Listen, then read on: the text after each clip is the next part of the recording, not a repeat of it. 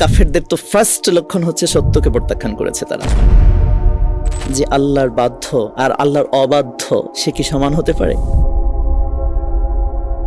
কবর দিয়ে আসতেছি আবার পিছন দিয়ে পাপ করতেছি, অন্তরটা কঠিন হয়ে পড়া। আপনাকে আমি তাচ্ছিল্য করলাম না, কিন্তু আমি কথা কম বলছি, তার মানে কিন্তু আপনার সাথে আমি অহংকার করছি না। চিন্তাগ্রস্ত থাকবো যে আমি আসলে জান্নাতি নাকি জাহান্নামী। জাহান্নামী। ঘুমটা কিন্তু আমাদের সোশ্যাল মিডিয়া কেড়ে নিয়েছে আমাদের থেকে। উসমান রাদিয়াল্লাহু তাআলা আনহুর যে ঘটনার কথা মনে পড়ে গেল, যে তিনি কবরে কান্না বসে কান্না করতেন, বেশি অঝোর ধারায় কাঁদতেন। একটা সময় থাকে যে সময় এমন এক মানুষের সাথে থাকে যে তাকে ছাড়া মনে হয় আমার জীবন চলবে না, কিন্তু একটা স্টেজ পরে তাকে ছাড়া জীবন চলে যায়। বিসমিল্লাহি ওয়াসসালাতু ওয়াসসালামু আলা রাসূলিল্লাহ। তারবিয়া টক্সের পক্ষ থেকে আবারও আপনাদেরকে স্বাগত জানাই। আজ আমাদের সাথে উপস্থিত আছেন প্রখ্যাত আলেমে দ্বীন, মিডিয়া ব্যক্তিত্ব এবং সকলের সুপরিচিত মুখ কাজী ইউসুফ জাহান। শায়েখ, আপনাকে অসংখ্য ধন্যবাদ আমাদের এই প্রোগ্রামে উপস্থিত হওয়ার জন্য। আসসালামু আলাইকুম রহমতুল্লাহ। আপনাকে অনেক মোবারকবাদ আপনাদের এই সুন্দর প্রোগ্রাম পরিচালনার জন্য। আমাদের সমাজে বা আমাদের বিভিন্ন দৈনন্দিন কাজে এমন অনেক শব্দ আছে বা এমন অনেক কাজ আছে যেগুলা দেখতে একই রকম মনে হয়, কিন্তু এর ভিতরে সূক্ষ্ম পার্থক্য রয়েছে। এবং ইসলামে একটা কাজ করা হালাল, আরেকটি কাজ করা হারাম। অহংকার করা আর আত্মমর্যাদা রক্ষা করে চলা, এই দুইটা বিষয়ের মধ্যে পার্থক্য কিভাবে করা যায় এবং কিভাবে এটা মেনটেন করা যায়। আপনি তখন অহংকারী যখন আপনি অপরকে তাচ্ছিল্য করবেন, তুচ্ছ করবেন, আপনি অপরকে হেয় প্রতিপন্ন করবেন। কোনো দিক দিয়ে আপনি পড়াশোনা করছেন, সাপোজ আপনার ডিগ্রির তুলনায় আমাকে মনে করেন এটা কিছুই না। আপনি হাফেজ, আমিও হাফেজ, আপনার তুলনায় আমি কিছুই না। আমার চেহারার কাছে আপনার চেহারা কিছুই না। এইভাবে অপরকে তুচ্ছ করা, তাচ্ছিল্য করা, এক কথায় এটা হচ্ছে অহংকারী। আপনাকে আমি তাচ্ছিল্য করলাম না, কিন্তু আমি কথা কম বলছি, তার মানে কিন্তু আপনার সাথে আমি অহংকার করছি না। মানুষের সাথে যদি অনেক বেশি মেলামেশা হয় তাহলে মানুষের তাকওয়াটা কমে যায়। আমাদের পারস্পরিক কথোপকথন হবে, কিন্তু সেটার একটা লিমিট বজায় রাখা। অনেক বেশি সময় ধরে আলাপ আলোচনা, গল্প, আড্ডা, এগুলোর মাধ্যমে মানুষের মনটা মরে যায়, ইমানের স্তরটা নেমে যায়, পরহেজগারিতা, তাকওয়ার জায়গাটা নেমে যায়। তো সেক্ষেত্রে মানুষের সাথে মেলামেশা কম হওয়া, এই কম হওয়া এই অর্থে নয় যে আমি আপনাকে ইনফেরিয়র ভাবছি, আমার চেয়ে তুচ্ছ, আমার চেয়ে নগণ্য ভাবছি। এটা এই অর্থে যে আমি আমার ইমান বাঁচানোর প্রশ্নে এটা করছি। ইলিমের উচ্চ দরজা হচ্ছে আমি জানি না, কিন্তু অনেকে অহংকার করবে না এসব আমি জানি না। তোমরা তোমাদের শায়েকের কাছে জিজ্ঞাসা করো, আমার কাছে জিজ্ঞাসা করছো, মানে এটা অহংকার। এই জানিনার মধ্যে কিন্তু অনেক পার্থক্য আছে। অহংকার অনেক আল্লাহ তাআলার একটা গুণ এবং চাদর। অহংকার থেকে আমরা কিভাবে বেঁচে থাকতে পারি? আসলে আল্লাহ সুবহানাহু ওয়া তাআলা যেটা বলেছেন যে মানুষ একটা তুচ্ছ তরল পদার্থ নির্যাস।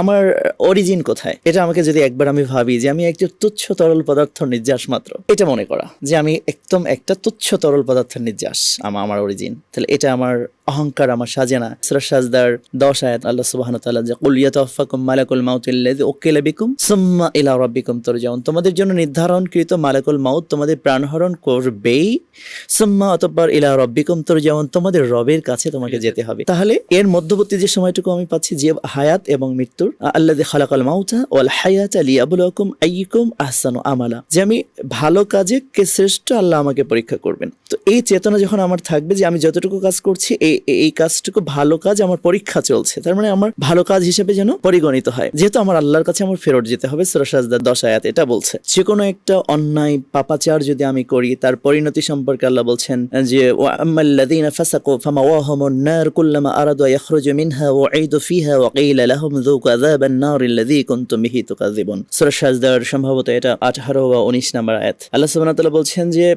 নিশ্চয়ই যারা পাপাচারী মানে ফাসেক মানে যে অহংকার করে, গীবত করে, যে মানুষের নিন্দা করে, যে দাড়ি আছে, টাকনুর নিচে কাপড় পরে, এক কথায় হলো ফাসেক, মানে যে পাপ করে। তো আল্লাহ বলছেন ওয়া আম্মাল্লাযীনা ফাসাকু, তার আগে আল্লাহ বলছেন আফামান কানা মুমিনান কামান কানা ফাসিকা লা ইয়াস্তাউন, তোমরা কি মনে করো মুমিন যে আল্লাহর বাধ্য আর আল্লাহর অবাধ্য সে কি সমান হতে পারে? লা ইয়াস্তাউন, না ওরা সমান না। ওয়া আম্মাল্লাযীনা ফাসাকু, নিশ্চয়ই আমি ফাসিকগুলোকে আমি জাহান্নামের আগুনে প্রজ্বলিত করব। ওয়া মাআহুন নার সুম্মা আরাদু ইয়াখরুজু মিনহা, যখনই তারা সেখান থেকে বেরিয়ে আসতে চাবে, উঈদু ফিহা, তখন আবার কে জোর করে ওদেরকে ঠেলে ঢুকিয়ে দেওয়া হবে এর মধ্যে। ওয়াকিলা লাহুম, এবং বলা হবে যুকু আযাবান নার, এ দেখো সেই আযাব, যুকু আযাবান নার আল্লাযী কুনতুম বিহি তুকাযিবুন, যেটা তোমরা কিছুই মনে করতে না অথবা মিথ্যা প্রতিপন্ন করতে দুনিয়া থাকতে, মানে পাপ করার সময় এটা কিছুই মনে হতো না, সেই আযাব তোমাকে ধরে ফেলেছে। পক্ষান্তরে আবার আল্লাহ তাআলা বলছেন ওয়া আম্মাল্লাযীনা আমানু, নিশ্চয়ই ঈমানদার যারা, ওয়া আমিলুস সলিহা, নেক আমল যারা সম্পাদন করে, আম্মাল্লাযীনা আমানু ওয়া আমিলুস সলিহাতি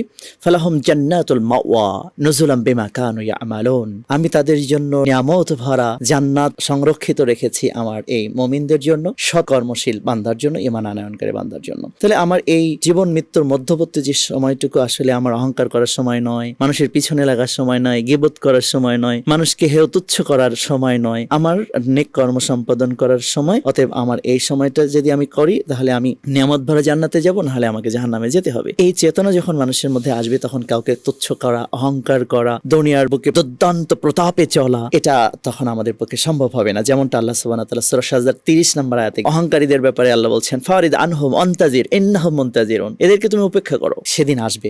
কোন দিন? ইয়াকুলুনা মাতা হাযাল ফাতহু ইন কুনতুম সাদিকিন, অহংকারীরা অহংকার করে আর তোমাকে বলে, আচ্ছা বলো তো সেই দিন কবে? সেই কিয়ামতের দিন সম্পর্কে ওরা অহংকার করে বলতো, মাতা হাযাল ফাতহু, কবে সেই তোমার সেই কিয়ামত? নাউযুবিল্লাহ। কাফের এবং অহংকারীরা, কাফেররাই তো মূলত অহংকারী, সবচেয়ে বড় অহংকারী মূলত কাফেররা, যে কারণে তো তারা দিন থেকে দূরে চলে গেছে। সত্য মেনে না নেওয়াটাই তো সবচেয়ে বড় অহংকার। অহংকারে যদি এক কথায় আমাকে জিজ্ঞাসা করেন যে অহংকার এক কথায় বলেন, আমি বলবো সত্য না মেনে নেওয়া। তো এটা কাফেরদের তো ফার্স্ট লক্ষণ হচ্ছে সত্যকে প্রত্যাখ্যান করেছে তারা, আল্লাহ সুবহানাহু ওয়া তাআলাকে প্রত্যাখ্যান করেছে। এর চেয়ে বড় অহংকার আর কি হতে পারে? এরপরে অহংকারের অন্যান্য শাখা প্রশাখা তো আসবেই। ওয়ায়াকুলুনা মাতা হাযাল ফাতহু, বলো সেই ফাতহার দিবস কবে? ইন কুনতুম সাদিকিন, যদি সত্যবাদী হও। তা আল্লাহ তাআলা শিখাচ্ছেন নবীকে, কুল ইয়াউমাল ফাতহ লা ইয়ানফাউল্লাযীনা কাফারু ঈমানুহুম ওয়ালা হুম ইয়ানযারুন, সেদিন ওদের এই অহংকারী কুফফারগুলোর ঈমান আনয়নকারী তার আর কোনো কাজে আসবে না এবং তাদের অবকাশও দেওয়া হবে না সংশোধন হওয়ার জন্য। আল্লাহ সুবহানাহু ওয়া তাআলা আবারও বলছেন সূরা সাজদায় 32 নম্বর সূরা 21 পারার 12 আয়াতে আল্লাহ সুবহানাহু ওয়া তাআলা বলছেন যে ওয়ালাউ তারা ইজিল মুজরিমুনা নাকিসু রুসিহিম ইনদা রাব্বিহিম, এখানে মুজরিম বলা হয়েছে। মুজরিম মানেই অপরাধী, গুনাহ করে যারা, তাদেরকে মুজরিম বলা হয় আরবিতে এক কথায়। তো সূরা সাজদার 12 আয়াতে আল্লাহ সুবহানাহু ওয়া তাআলা বলছেন যে ওয়ালাউ তারা ইজিল মুজরিমুনা নাকিসু রুসিহিম ইনদা রাব্বিহিম, নবী মুজরিমগুলো, সেই অহংকারীগুলো তোমার রবের দরবারে মাথা নিচু করে, হাত জোড় করে তোমার রবের দরবারে এসে মস্তক অবনত করে বলবে, রব্বি আবসারনা ওয়া সামি'না, আমরা জাহান্নামের নৃশংস আযাব চোখে দেখতে পাচ্ছি, কানেও শুনতে পাচ্ছি। ফারজি'না, আমাদের একটু দুনিয়ায় পাঠিয়ে দাও, না'মাল সলিহান, আমরা একটু নেক আমল করে আসি, ইন্না মুকিনুন, দৃঢ় বিশ্বাসী হয়ে আসি। তখন আল্লাহ বলবেন, ওয়ালাউ শি'না লা'আতাইনা কুল্লা নাফসিন হুদাহা ওয়ালাকিন হাক্কাল কাউলু মিন্নী লা'আমলা আন্না জাহান্নামা মিনাল জিন্নাতি ওয়ান নাসি আজমাইন। আজকে তোমাদের আর কোনো অবকাশ দেওয়া হবে না, আমার ওয়াদা সত্য, আমি ইচ্ছা করলে তোমাদেরকে চালাতে পারতাম সবাইকে এক পথে, কিন্তু আমি তো স্বাধীনতা দিয়েছিলাম, সেটা স্বাধীনতাকে তোমরা অপব্যবহার করেছো। সো আমি আজকে জিন এবং মানুষ দিয়ে জাহান্নাম পূর্ণ করে ছাড়বো, আজকে তোমাদের কোনো সুপারিশ কবুল করা হবে না। সূরা সাজদার 13 নম্বর আয়াত। এই কথাটুকু যদি আমাদের মনে থাকে যে আমাদের এই প্রত্যেক পাপাচারের জন্য আমাকে শাস্তি দেওয়া হবে, আল্লাহর কাছে জিজ্ঞাসিত করা হবে, এবং সবচেয়ে ভয়ঙ্কর অপরাধের মধ্যে একটা আপনি যেটা আজকে অবতারণা করেছেন আজকে আলোচনার মধ্যে, সেটা হচ্ছে যে অহংকারিতা। এটার যে কত নির্মম পরিণতি আমার হতে পারে, এটা যদি আমি মনে করি তাহলে আমি এই অহংকার থেকে মুক্ত থাকতে পারবো। আসলে অহংকার করার সুযোগই নাই, আমরা তো চিন্তাগ্রস্ত থাকবো যে আমি আসলে জান্নাতি নাকি জাহান্নামী। তো এই চিন্তা যার ভিতরে থাকবে সে তো অহংকার করার সুযোগই পাবে না। একটা হাদিস আপনাকে বলি, সকল অহংকারী মানুষদের জন্য আল্লাহ রাসূল সাল্লাল্লাহু আলাইহি ওয়াসাল্লাম বলছেন যে ইন্নাল কবর আউওয়ালা মানজিল মিন মানাজিলাল আখিরা ফাইন্না জামিনহু ফাবাদু আইসার মিনহু ওয়া ইল্লাম ইয়ানজু মিনহু ফাবাদু আশাদ্দু মিনহু, মানুষ মারা যাওয়ার পর সর্বপ্রথম যে জায়গাটা পা রাখবে সেটা হচ্ছে কবর। ইন্নাল কবর আউওয়ালা মানজিল মিন মানাজিলাল আখিরা, আখিরাতের অনেকগুলো স্তরের মধ্যে কবরই হচ্ছে প্রথম মঞ্জিল। ফাইন্না জামিনহু ফাবাদু আইসার মিনহু, যদি কেউ কবরে মুক্তি পেয়ে যায় তাহলে তার সব জায়গায় মুক্তি হবে। ওয়া ইল্লাম ইয়ানজু মিনহু, কবরে যদি কেউ মুক্তি না পায় ফাবাদু আশাদ্দু মিনহু, তার আখিরাতের প্রত্যেকটা স্তর তার জন্য কঠিন হয়ে যাবে। তার মানে একটা মানুষ চিন্তাই করতে পারে জাস্ট কয়েক মিনিটের ব্যবধানে আমি হয় ইহকাল না হলে কবরের বাসিন্দা হয়ে যেতে পারি। আর কবর মানে যে মাটির নিচে আমাকে চাপা দিতে হবে, নট লাইক দ্যাট। কবর মানে হচ্ছে যে মৃত্যুর পরের জীবন। কারণ অনেকে কবর বলতে মাটির নিচে কবর দেওয়াটাই কবর মনে করে। কবর তো আমার আগুনও হতে পারে, পানিও আমার কবর হতে পারে, কারণ অনেকে তো পানিতে ভাসিয়ে দেওয়া হয় লাশটা, অনেকে আগুনে পড়ে ভস্মীভূত হয়ে যায়, তার কিছুই খুঁজে পাওয়া যায় না, তাই না? তো কবর মানে যে মাটির নিচে সেটা না, কবর মানে মৃত্যুর পরের যে স্টেপটা। তো এই স্টেপটা আল্লাহ রাসূল বলছেন এটাই ফয়সালার জায়গা। যদি এখান থেকে মুক্তি হলো তো তুমি জান্নাতি হয়ে গেলে, অথবা তোমার আগামী স্তরগুলো সব সহজ হলো। আর এখানে যদি তুমি ধরাশায়ী হলে বা এখানে যদি তুমি মুক্তি না পেলে তাহলে তোমার নাজাতের আর কোনো উপায় নেই। ওয়াইলামিন জুমিনহু ফাবাদু আশাদু মিনহু, তার মানে হলো একটা মানুষের কিন্তু মৃত্যুর পর প্রথম দিনেই সে নিশ্চিত হয়ে যাবে সে কোথায় যাচ্ছে। আর পাপাচার নিয়ে যদি সে আল্লাহর কাছে উপস্থিত হয় তাহলে আল্লাহ বলছেন পাপাচারের জন্য আমি শাস্তি দিবই। তাহলে এই পাপটা নিয়ে যদি সে মারা যায়, যে কোনো একটা পাপ করে মারা যাওয়ার পর কবর শুরু হয়ে গেল, তার মানে তার আযাব স্টার্ট হয়ে গেল। এটা হচ্ছে তিরমিজি থেকে মিশকাত 99 নম্বর পৃষ্ঠার 125 নম্বর হাদিস, বিশুদ্ধ সানাদে হাদিসটা আল্লামা আলবানী রাহিমাহুল্লাহ হাদিস সহিহ বলেছেন। মানুষ যখন এই কথা চিন্তা করবে যে আমার প্রত্যেক পাপাচারের যদি দুনিয়ায় এটার শুধরে না যেতে পারি, তাহলে এটার জন্য আমার মৃত্যুর সাথে সাথে আযাব শুরু হয়ে যাবে। এই চেতনা যখন একটা মানুষের হৃদয়ের মধ্যে স্থান পায়, তখন অহংকার শুধু না, যে কোনো পাপের ব্যাপারে মানুষ কেঁপে উঠবে, মানুষ 10 বার চিন্তা করবে, মানুষ সেখান থেকে নিজেকে মুক্ত করার জন্য সাধ্যমতো চেষ্টা করবে। ওসমান রাদিয়াল্লাহু তাআলা আনহুর যে ঘটনার কথা মনে পড়ে গেল, যে তিনি কবরের পাশে কান্না করতেন, বেশি বেশি অঝোর কান্না ধারায় করতেন। কাঁদতেন। সেই ঘটনা ওস্তাদ যদি একটু বলেন। হ্যাঁ, মানে ওসমান রাদিয়াল্লাহু আনহুকে জিজ্ঞাসা করা হতো যে আপনি কবরের পাশে এত কাঁদেন কেন? তিনি বলছেন, সামিত রাসূলুল্লাহ সাল্লাল্লাহু আলাইহি ওয়াসাল্লাম ইয়াকুল, তোমরা কি বলছো? আমি আল্লাহর রাসূলকে বলতে শুনেছি যে আমি এমন কোনো ভয়ানক জায়গা দেখিনি, আল্লাহ রাসূল বলেছেন যে কবরের আযাবের চেয়ে ভয়ানক নৃশংস হতে পারে। আমি এমন কোনো কঠিনত্ব দেখিনি যে কবরের চেয়ে কঠিন হতে পারে। তখন আল্লাহ রাসূল আবারও বলে, ইন্নাল কবর আউয়ালা মানজিল মিন মানাজিল আল আখিরা ফাইন্না জামিনহু ফাবাদু আইসার মিনহু ওয়া ইল্লাম ইয়ানজু মিনহু ফাবাদু আশাদু মিনহু।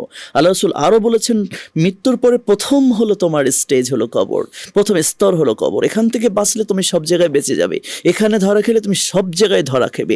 এই যে ভয় আমার হৃদয়কে এত বেশি টাচ করে, যে কারণে আমি কবরের পাশে এসে এত বেশি কান্না করি। তাই তো আল্লাহ রাসূল সাল্লাল্লাহু আলাইহি ওয়াসাল্লাম কবর জিয়ারতের জন্য সুপারিশ করেছেন। মানে কবর জিয়ারত প্রথম দিকে তো বিশেষ করে নারী পুরুষ প্রায় অনেকের জন্য নিষিদ্ধ ছিল, পরবর্তীতে এটাকে শিথিল করা হয়েছে এজন্য যে কবরের পাশে গিয়ে মানুষের হৃদয়টা যেন মৃত্যুর কথা স্মরণ পড়ে, সে যেন বোঝে যে এই স্টেজে আমি আসবো এবং এটা আমার জন্য হয় ভয়ানক জায়গা হতে পারে, না হলে আমার নাজাতের জায়গা হতে পারে। বর্তমান সমাজে দেখা যায় যে আমরা কবর দিয়ে আসতেছি, আবার পিছন দিয়ে পাপ করতেছি, বা কবর দিতেছি, ওই সময় আমরা ভিডিও বা বিভিন্ন কিছু করে পাপে লিপ্ত হচ্ছি। এই যে আমাদের যে অনুভূতিহীন হয়ে পড়া, অন্তরটা কঠিন হয়ে পড়া, এ থেকে উত্তরণের পথ কি? আর আমরা এর থেকে কিভাবে বেঁচে থেকে কবরকে দেখে যে আমার রাসূল সাল্লাল্লাহু আলাইহি ওয়াসাল্লাম বা সাহাবা একরামদের যেরকম অনুভূতি হইতো, সেরকম অনুভূতি আমরা তৈরি করতে পারি বা আসতে পারে? আমাদের প্রত্যেককে একটা জিনিস অন্তত মনের মধ্যে জায়গা দিতে হবে যে আমি যত বড় শক্তিশালী হই না কেন, আমি একটা জীব, আমি একজন সৃষ্টি, আমি চিরস্থায়ী নই। আমার বিনাশ, আমার ধ্বংস, আমার শেষ আছে, শেষ নেই রবের, যিনি আমাদের রব, যিনি আমাদের সৃষ্টি করেছেন। আমার তো শেষ আছে, তো আমার শেষটা কেমন হবে এটা মানুষকে ভাবতে হবে। আর দ্বিতীয় একটা জিনিস ভাবতে হবে, মানুষ কিন্তু আসলে খুব একা। কেমন? যখন সে সৃষ্টির শুরুতে সে একা এসেছিল পৃথিবীতে, এরপর কিন্তু সে একাই থাকবে, মায়ের পেটে ছিল একা, মায়ের পেটে একা ছিল। এরপর জীবনের বিভিন্ন একটা মুহূর্তগুলো মানুষকে কিন্তু একা কাটাতে হয়েছে। একটা সময় থাকে যে সময় এমন এক মানুষের সাথে থাকে যে তাকে ছাড়া মনে হয় আমার জীবন চলবে না, কিন্তু একটা স্টেজ পরে তাকে ছাড়া জীবন চলে যায়। হ্যাঁ, তো প্রত্যেকটা স্টেজে মানুষ কিন্তু একাকিত্বের ফিলটা পায়। একদম এই একাকিত্বর ব্যাপারটা মানুষকে ভাবতে হবে যে এই একাই একমাত্র সহায় কে হতে পারেন আমার, যেখানে আমার কোনো সাহায্যর হাত চলে না। এমন কিছু কিছু প্লেস আছে যে যত প্রযুক্তি আছে যাই হোক না কেন, আপনি যদি সে জায়গায় ঢুকে যান, এমন একটা পরিস্থিতির মধ্যে যদি আপনি ইনভলভড হয়ে যান, আপনার পৃথিবীর কোনো হাত, পৃথিবীর কোনো শক্তি সেখানে চলবে না। সে জায়গায় আপনাকে কে হেল্প করতে পারে, কে আপনাকে সাপোর্ট দিতে পারে, এই সত্তাকে যদি মানুষ একবার খুঁজে, তখন কিন্তু মানুষের তার আদেশ, তার নির্দেশ, তার নিষেধ, এটা মূল্যায়ন করার মতো একটা অনুভূতি কিন্তু তৈরি হয় যে আমি একা, এবং ক্ষেত্র বিশেষ এমন একা আমরা হয়ে যাব যে সময় আসলে কারোর কোনো সহযোগিতা সেখানে চলবে না। যেমন ধরুন, এমন একটা গর্তের মধ্যে আপনি পড়ে গেলেন, আল্লাহ না করুন, যেখানে আধার, পৃথিবীর কেউ আপনার সাথে মোবাইল ফোন নেই, কারোর সাথে আপনি আর কথা বলতে পারছেন না। এই যেমন কিছুদিন আগে আয়নাঘরের তথ্য আমরা জেনেছিলাম, তাই না? এখানে মানুষ কত একা ছিল। এই জায়গায় আসলে মানুষ কিন্তু নিজে কিছু আয়নাঘর থেকে বেরিয়ে এসছে, তারা কিন্তু অনেক এভাবে তাদের অপিনিয়ন এক্সপ্রেস করেছে যে আমি নিজের সাথে কথা বলতাম, কেউ নেই। তো এই সময় কিন্তু কোনো না কোনো একটা আশা তাদের বাঁচিয়ে রেখেছে। একজন সত্তার কথা কিন্তু তারা যাই বলুক না কেন, তার সহযোগিতা তারা চেয়েছে, তার সাহায্য তারা চেয়েছে। তো এই যে একাকিত্বের সময় কারোর সাহায্য যখন চলে না, তখন কার সাহায্য আসতে পারে, কে আমাকে বের করে নিয়ে আসতে পারে এই আধার থেকে, এই বিপদ থেকে? মানুষ কিন্তু একা যখন হয়, তখন প্রকৃত তার সত্তাকে চিনতে পারে। যে তাকে সৃষ্টি করেছে। সেটা আমরা প্রতিফলনও দেখি জেল থেকে বের হওয়ার একদম সময়। একদম মানুষ তখন সংশোধন হয়ে জি, যায়। জি। যখন জেলে যখন দেখে যে না আমার স্মার্টফোনটা আমার সাথে নাই, আমার আড্ডার জায়গা নেই, আমার অনেক স্পেসগুলো আমার ন্যারো হয়ে এসেছে, তখন কিন্তু মানুষ অনুভব করতে শেখে সেই মহান রব, মহান সত্তার কথা। আর এই মহান সত্তার কথা, একাকিত্বর ফিলটা যখন মানুষ কোনো একটা জায়গায় একা নিজেকে নিয়ে এসে যখন এই ফিলিংসটা নিজের মধ্যে নিয়ে আসতে পারবে, তখন কিন্তু তাদের অনেক অনুভূতি চেঞ্জ হতে পারে, অনেক কিছু চেঞ্জ হতে পারে। যেমন জেল থেকে বেরিয়ে মানুষ চেঞ্জ হয়, আয়নাঘর থেকে মানুষ বেরিয়ে চেঞ্জ হয়, বড় একটা অসুস্থতা থেকে বেরিয়ে দেখবেন অনেকটা মানুষ চেঞ্জ হয়ে যায়। যেমন অনেক নায়ক নায়িকা, গায়ক গায়িকার কথা আমরা জানি যে করোনা হয়েছে সেই সময়ের পর থেকে সে এখন পর্দাশীল হয়েছে। আমি নাম অনেকের বলতে পারি, বাট আমরা চাই না তাদের নামকে প্রমোট করতে এখানে বসে। তো দেখা যাচ্ছে যে তারা এখান থেকে বেরিয়ে এসছে কেন? সে ওই জায়গায় মৃত্যুকে দেখে এসেছে। পৃথিবীর সবাই তাকিয়ে আছে, বড় বড় ডক্টররা তাকিয়ে আছে, কিন্তু কখনো কখনো তারা বলছে we don't have anything to do. তিনি একজন, উনি যদি কিছু করতে পারেন, উনি যদি করেন কিছু, তখন তুমি বাঁচতে পারো, তুমি তাকে ডাকো। এরকম অনেক স্টেজ কিন্তু মানুষের জীবনে আসে। ওই সময়টা কিন্তু মানুষ ফিলিংসটা বোঝে, ওই সময় তারা জানে, সৃষ্টিকর্তাকে মূল্যায়ন করতে শেখে। তো এই একাকিত্বের ফিলটা মানুষকে নিয়ে আসা দরকার, তাহলে মানুষের অনেক পাপাচার থেকে মানুষ ফিরতে পারে। এটা হচ্ছে আমার একটা সাজেশন সবার প্রতি, যে কখনো একা হয়ে যাওয়া। প্রত্যেক মানুষের জীবনে এমন কিছু একটা সময় এসছে, সে যদি ভাবে একটা আপনার জীবনে এসছে যে এমন একটা ব্যথা আপনি অনুভব করছেন যে পৃথিবীর কাউকে আপনি বলতে পারছেন না, আবার বললেও আপনি বুঝতে পারছেন যে লাভ হবে না, মানে উনি যদি আমাকে ঠিক না করেন। এটা কিন্তু প্রত্যেক মানুষের জীবনে আসে। কেন আসে এটা আল্লাহ নিজে বলেছেন, ওয়ালা নুযিকান্নাহুম মিনাল আযাবিল আদনা দুনাল আযাবিল আকবার লাআল্লাহুম ইয়ারজিউন। আমি চূড়ান্ত আযাবে গ্রেফতার করার পূর্বে দুনিয়ার ছোট ছোট আযাব, বিপদ আপদ তোমাদের উপর আমি দিব। কেন দিব? আল্লাহ বলছেন লাআল্লাহুম ইয়ারজিউন, যাতে তুমি ফিরে আসতে পারো। এই জন্য এই ফিলিংসটা নিয়ে আসা, তাহলে মানুষ খুব সহজে সঠিক পথে চলার দিশা পেতে পারে, যে আমার একাকিত্বের সময় কে আমাকে সাপোর্ট দিতে পারে, হেল্প করতে পারে, সহযোগিতা করতে পারে। এই চেতনাটা নিয়ে আসলে সে চেঞ্জ হবেই, আমি মনে করি পার্সোনালি। এটা আমার পার্সোনাল উপলব্ধি থেকে আমি আপনার সাথে শেয়ার করলাম। আপনার কাছে কি মনে হয় আমাদের যে মৃত্যু এবং আখিরাত নিয়ে আলোচনা সোশ্যাল মিডিয়াতে খুব কমই হচ্ছে, বা যেই তুলনায় হওয়া উচিত সে তুলনায় খুব কম হচ্ছে? আসলে সোশ্যাল মিডিয়াই তো মৃত্যুকে ভুলিয়ে রাখার একটা আয়োজন, যে কারণে সোশ্যাল মিডিয়াতে মৃত্যুর ব্যাপারটা আসলে তো বুমেরাং হয়ে গেল। মৃত্যুকে ভুলিয়ে রাখার জন্য সবচেয়ে গুরুত্বপূর্ণ উপাদানটা হচ্ছে সোশ্যাল মিডিয়া। সিম্পল এক্সাম্পল যদি আপনাকে দিই, আল্লাহ রাসূল সাল্লাল্লাহু আলাইহি সাল্লাম যখন ঘুমাতে যেতেন, তখন কিন্তু তিনি ছোট্ট একটা দোয়া বলতেন, আল্লাহুম্মা বিসমিকা আমুতু আহইয়া। তো আল্লাহুম্মা বিসমিকা আমুতু মানে আল্লাহ ঘুমাতে যেতেন তা বলতেন না, বলতেন আল্লাহ আমি তোমার নামে মরতে যাচ্ছি। এই ঘুমটা কিন্তু আমাদের সোশ্যাল মিডিয়া কেড়ে নিয়েছে আমাদের থেকে। আপনি দেখবেন যে আমাদের হাতে সকালে মোবাইল, ফেসবুক, ইউটিউব এটসেট্রা, দুপুরে, বিকালে, রাতে, সন্ধ্যায়, মাঝরাতে, শেষ রাতে, যখন আল্লাহ সুবহানাহু ওয়া তাআলা প্রথম আসমানে আসেন, তখন হয়তো আমরা একটু ঘুমের কোলে ঢলে পড়ি। ওই সময়টুকু শয়তান ঘুম পাড়িয়ে দেয়, যাতে করে ওই সময় কারো তওবা নসিবে না জোটে। হয়তো জেগে থাকলে আল্লাহর কাছে একবার যদি আস্তাগফিরুল্লাহ বলে ফেলে, তাহলে আল্লাহ যদি ওকে ক্ষমা করে দেয়। তো এই জন্য হয়তো ওই কয়েকটা ঘন্টা ব্যতীত আমার কাছে মনে হয় না মানুষ এখন ঘুমায়। ফেসবুকে টানে, মহাব্বতে, ভালোবাসায়, ইউটিউব, গুগল, তারপরে এখন ChatGPT, AI এটসেট্রা, এগুলোর যুগে এসে মানুষ এগুলোর প্রেমে, এগুলোর মহাব্বতে, এগুলোর ভালোবাসায়, এগুলোর এত বেশি মত্ত হয়ে গেছে যে মানুষের ঘুমেরও সময় নেই। আর যাদের ঘুমের সময় নেই, তোর তো মরারও সময় নেই। হ্যাঁ, ওর মালাকুল মউত যে আসবে, ওর তো মরারও সময় নেই। এত ব্যস্ত আমরা এখন এইগুলো নিয়ে। তো যে কারণে এই সামাজিক যোগাযোগ মাধ্যম আপনাকে যেটা অবতারণা করেছেন, আসলে এটা মৃত্যুর আয়োজন থেকে মানুষকে দূরে রাখার একটা প্ল্যাটফর্ম। তো যে কারণে এখান থেকে যত দূরে থাকতে পারবো, তখন আমি মৃত্যুকে স্মরণ করতে পারবো। মৃত্যুকে স্মরণের উপাদান হচ্ছে কবরের পাশে যাওয়া, কিন্তু সেখানে আমাদের সুযোগ কোথায়? কবরের পাশে আপনি যাবেন কই? মানুষ মরে গেলে তো জানাজা পড়তে যাওয়ারই আপনার সময় নেই। আপনি ফেসবুকে থাকবেন, এগুলোর মধ্যে থাকবেন। আমরা আলেমরাও এক বুকে হাত দিয়ে বলতে পারি না যে আসলে আমরা আল্লাহর জন্য কথা বলি, আমরা পরকালের জন্য কথা বলি, আমাদের ভাইরাল হওয়ার জন্য ভিউজ কয়টা হলো, কে কয়টা পজিটিভ কমেন্ট করলো, মানে এভরিথিং রিলেটেড টু দুনিয়া। আমরা যে সোশ্যাল মিডিয়া আমরা যারা কাজ করছি, আমি আমার কথাই বলছি, লোকের কথা বলছি না। মানে আমি এটাই দেখছি যে না, মানুষ কি বলছে, এটি কেন জানি আমার ভাবনায় চলে আসছে। মানে আমি আমারটা বলছি, আমি কিন্তু লোকেরটা বলছি না, কেউ যেন আমার কষ্ট না পায়। হ্যাঁ, কে কি বললো, ব্যাড কমেন্ট করলো, হেটার্স তো আছেই, থাকবেই। যারা ওয়েল উইশার আছে, যারা হেটার্স আছে, কি বলছে, ভালো বললে ভালো লাগে, খারাপ বললে খারাপ লাগে, এইটাই যেন আমার ইয়ে চলে যায়।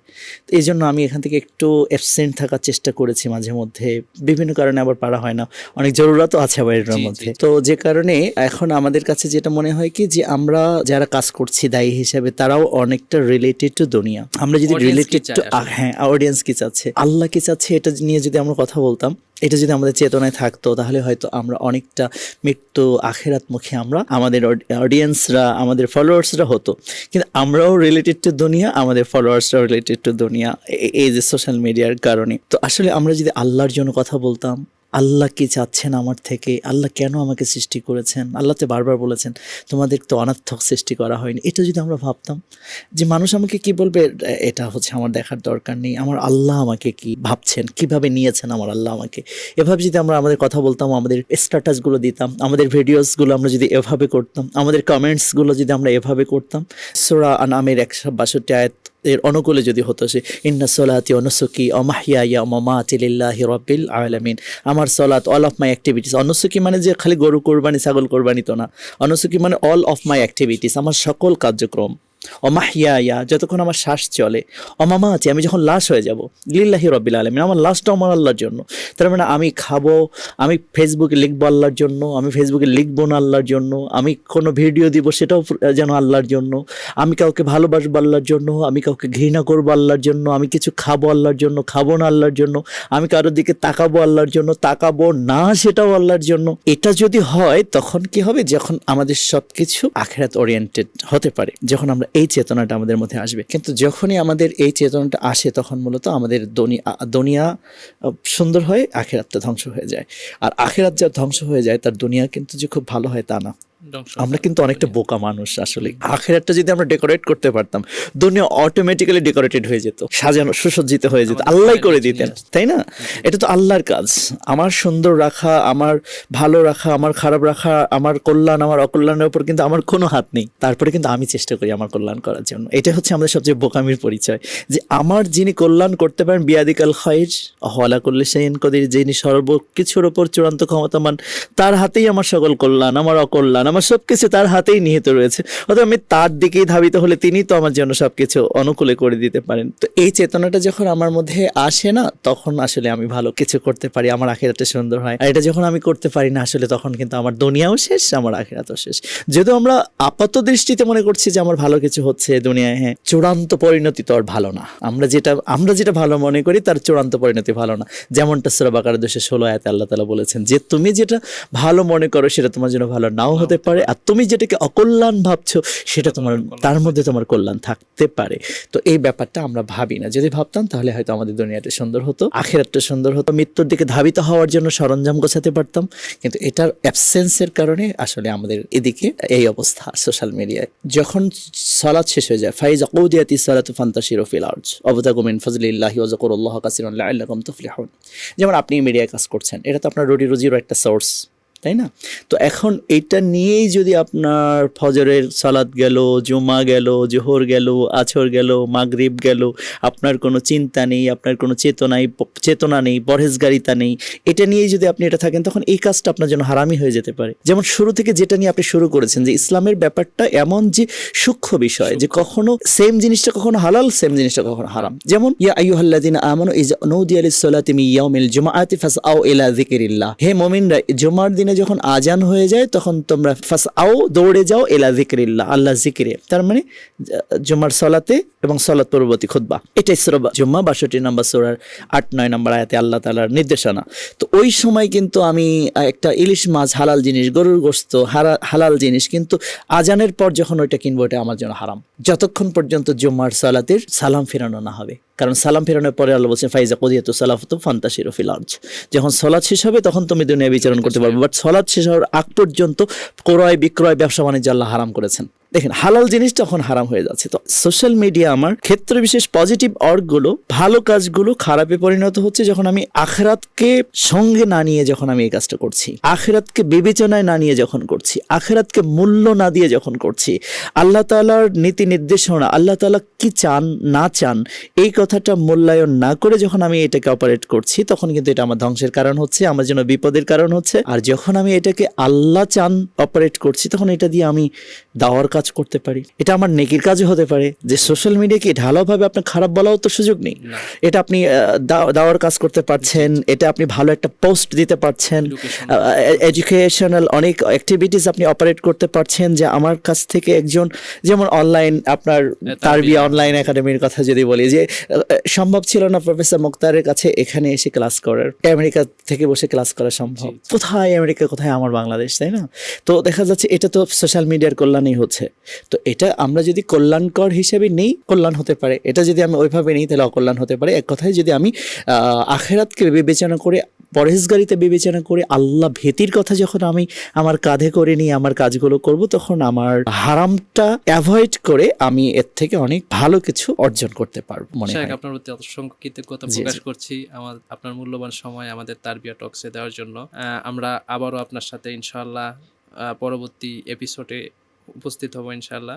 ততক্ষণ পর্যন্ত আপনার সুস্বাস্থ্য কামনা করছি। প্রিয় দর্শক শ্রোতা মণ্ডলী, দেশে প্রবাস থেকে যে যেখান থেকে আমাদেরকে দেখছিলেন, তারবিয়া একাডেমি সহ এখানের কর্মযজ্ঞের সাথে যারা সম্পৃক্ত, সকলের জন্য সকল অন্তর থেকে দোয়া, শুভেচ্ছা, শুভকামনা করছি। যে যেখান থেকে দেখছিলেন সকলের জন্য দোয়া, মোবারকবাদ রইল। আল্লাহ তাআলা সকলকে যে যেখানে আছেন নিরাপদে রাখুন, ভালো রাখুন, হেফাজতে রাখুন, পরহেজগারিতার ওপরে রাখুন, আল্লাহর সন্তুষ্টির ওপরে রাখুন, আল্লাহর অসন্তুষ্টি থেকে আল্লাহ আমাদেরকে দূরে রাখুন। আমিন। আসসালামু আলাইকুম ওয়া রাহমাতুল্লাহি ওয়া বারাকাতুহু। সুবহানাকাল্লাহুম্মা ওয়া বিহামদিকা আশহাদু আল্লা ইলাহা ইল্লা আনতা আস্তাগফিরুকা ওয়া আতুবু ইলাইক। আপনাদেরকে অসংখ্য ধন্যবাদ আমাদের সাথে এতক্ষণ যুক্ত থাকার জন্য।